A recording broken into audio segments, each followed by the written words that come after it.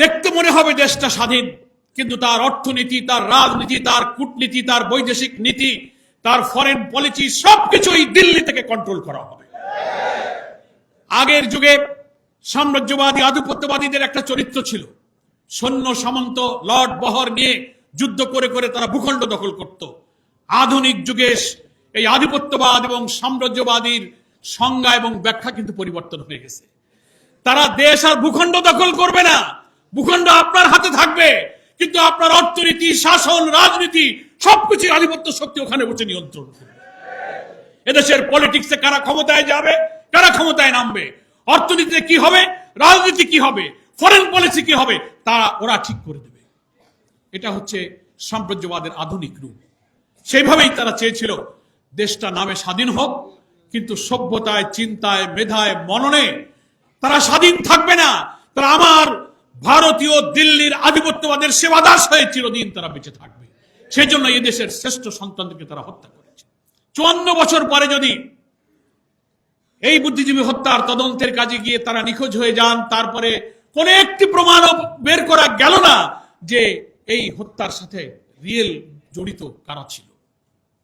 সেজন্য আওয়ামী লীগই পরিকল্পিতভাবে ভারতের ডিক্টেশনে এই তদন্ত প্রক্রিয়াকে আর আগাতে দেয়নি।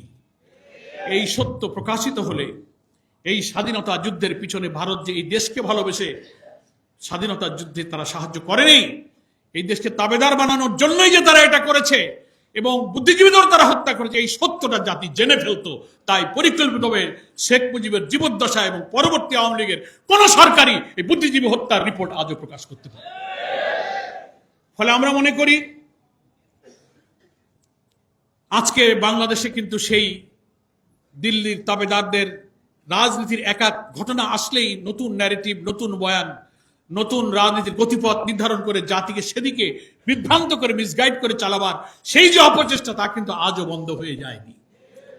শরীফ ওসমান হাদিরা জুলাই যোদ্ধারাই ছিল এই ভারতীয় আধিপত্যবাদের হাত থেকে আমাদের এই স্বদেশ ভূমির অখণ্ডতা, স্বাধীনতা সর্বত্র রক্ষা করা অতন্দ্র প্রহরী। এই জন্য তারা টার্গেট করেছে নির্বাচনের আগে এই জুলাই যোদ্ধাদেরকে হত্যা করতে না পারলে আগামী জাতীয় নির্বাচনে ইসলামপন্থী ভারতীয় আধিপত্যবাদ বিরোধী শক্তির এখানে বিজয় হবে। সেই বিজয়ের ঠেকাবার জন্য তারা আজকে এই সমস্ত জুলাই যোদ্ধা তরুণ সেনাপতিদেরকে তারা হত্যা করার টার্গেট